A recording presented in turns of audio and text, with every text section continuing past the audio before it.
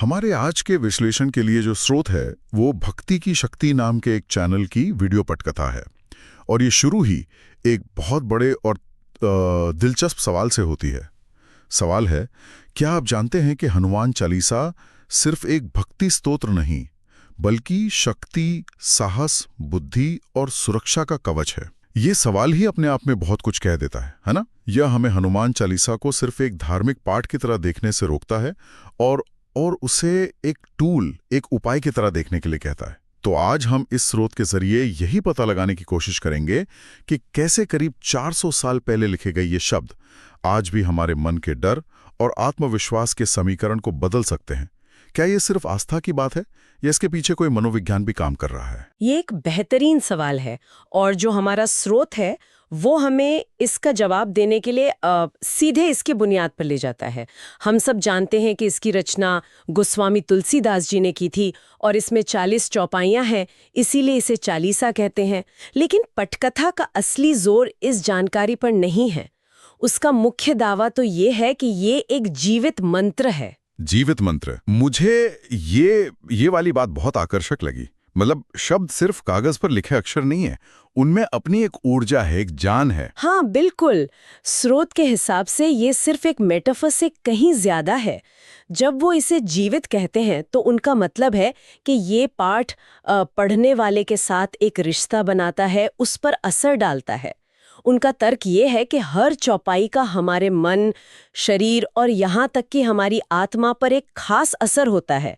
कुछ चौपाइयाँ डर को शांत करती हैं, कुछ मन में हिम्मत जगाती हैं, तो कुछ हमें नेगेटिविटी से बचाती हैं। अच्छा, तो इसका मतलब ये हुआ कि ये कोई एक जैसी दवा नहीं है जो हर मर्ज में काम आ जाए। हाँ, हर मर्ज के लिए नहीं, बल्कि ये एक तरह का आध्यात्मिक टूल किट है ना? बिल्कुल, जिसमें हर समस्या के लिए एक अलग औजार हो। बिल्कुल।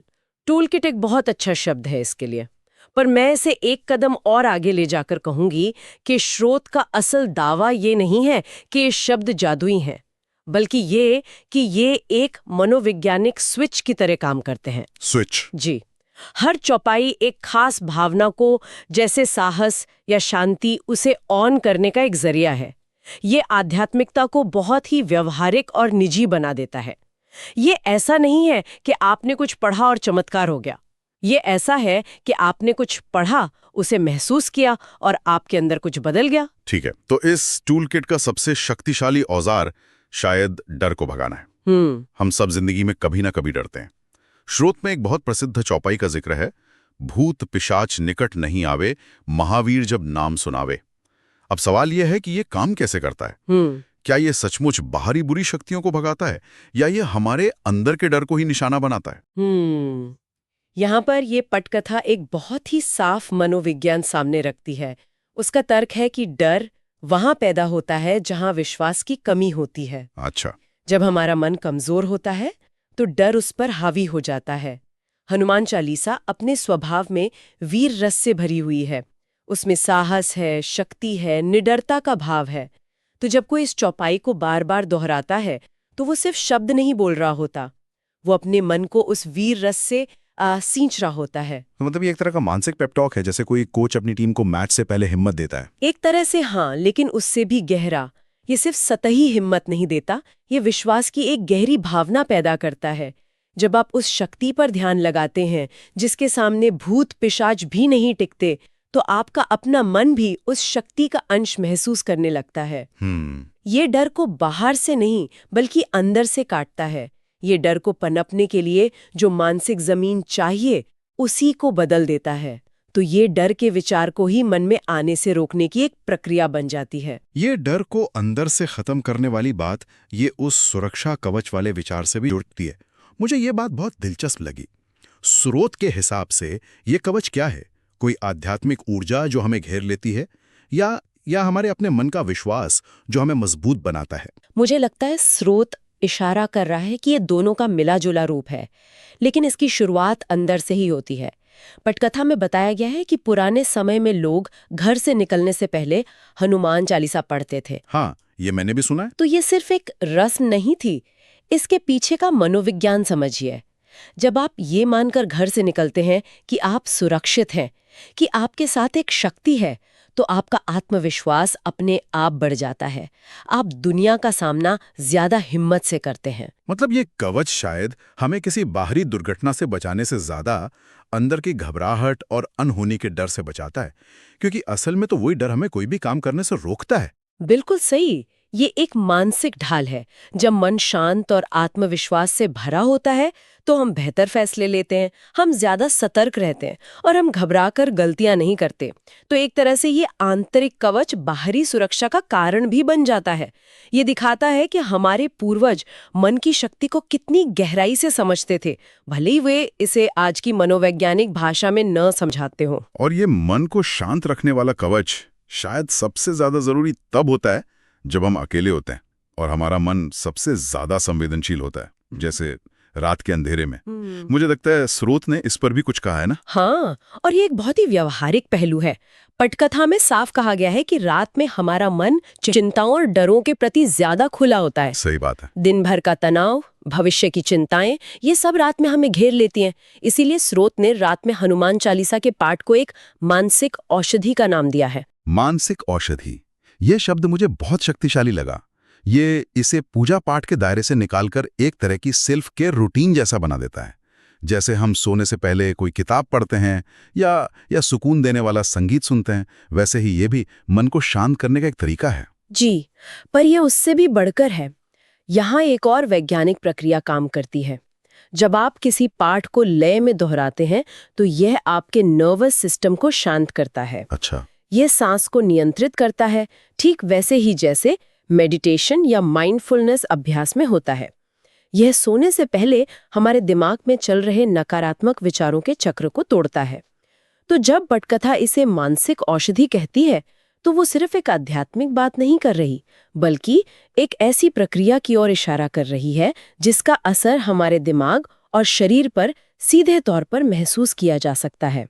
यह बुरे सपनों को कम करने और गहरी नींद लाने में मदद कर सकता है, क्योंकि यह मन को असुरक्षा की भावना से निकालकर शांति की अवस्था में ले जाता है। ये बहुत दिलचस्प है। हमने डर, सुरक्षा और मन की शांति की बात की, लेकिन ये सब तो एक तरह से डिफेंसिव चीजें हैं, मतलब बुरी चीजों को दूर रखना। पर स्रोत ये कैसे जोड़ता है कि इससे आत्मविश्वास, यानी कुछ करने का हौसला, कुछ कर गुजरने की हिम्मत कैसे बढ़ती है?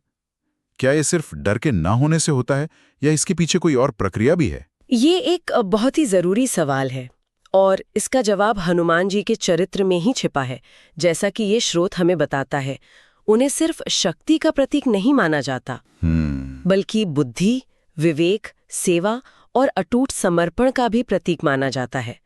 स्रोत का तर्क ये है कि जब कोई व्यक्ति हनुमान चालीसा पढ़ता है तो वो सिर्फ शब्द नहीं पढ़ रहा होता, वो इन गुणों पर ध्यान लगा रहा होता है। तो ये एक तरह का आइडल वर्शिप या किसी आदर्श पर ध्यान केंद्रित करने जैसा हुआ? हाँ, इसे आप मनोवैज्ञानिक भाषा में मॉडलिंग कह सकते हैं। यह आप जिस पर ध्यान केंद्रित करते हैं वैसे ही बन जाते हैं का एक क्लासिक उदाहरण है। अच्छा। जब आप बार बार उस चरित्र के बारे में पढ़ते और सोचते हैं जिसने समुद्र लांघ दिया, पूरा पर्वत उठा लिया और हर काम को सेवा भाव से पूरा किया, तो आपका अवचेतन मन उन गुणों को धीरे धीरे आत्मसात करने लगता है। ये सिर्फ डर को हटाना नहीं है, ये उस डर की जगह पर साहस, बुद्धि और सेवा की भावना को स्थापित करना है। आत्मविश्वास डर की अनुपस्थिति मात्र नहीं है, ये अपनी क्षमताओं पर विश्वास करना है और ये पाठ उसी विश्वास को जगाता है। तो अब तक हमने ये समझा कि ये काम क्यों और कैसे करता है, लेकिन क्या स्रोत इस बारे में भी कोई व्यावहारिक सलाह देता है कि इसे अपने जीवन में कैसे शामिल किया जाए? मतलब कब और कैसे पढ़ना चाहिए? जी, पटकथा के अंत में कुछ व्यावहारिक सुझाव भी दिए गए हैं, जैसे कि इसे सुबह या रात में शांत मन से पढ़ना चाहिए, कम से कम एक बार पूरा पाठ करना अच्छा रहता है, और पारंपरिक मान्यताओं के अनुसार मंगलवार या शनिवार को इसका पाठ विशेष माना जाता है। ठीक है। लेकिन इन सब नियमों और सुझावों के बाद स्रोत एक ऐसी बात कहता है जो शायद इस पूरी चर्चा का सार है। और वो क्या है? वो कहते हैं, शब्द से ज्यादा भाव जरूरी है। यह एक पंक्ति इस पूरी प्रक्रिया के मायने ही बदल देती है। इसका मतलब है कि आप कितनी शुद्धता से उच्चारण कर रहे हैं या कितने नियमों का पालन कर रहे हैं, उससे कहीं ज्यादा महत्वपूर्ण यह है कि आप किस भावना, किस इरादे और किस विश्वास के साथ इसे पढ़ रहे हैं। ये तो बहुत बड़ी बात है। इसका मतलब है कि ये प्रक्रिया किसी पुजारी या विशेषज्ञ तक सीमित नहीं है। ये हर उस व्यक्ति के लिए है जो इसे सच्चे भाव से अपनाता है।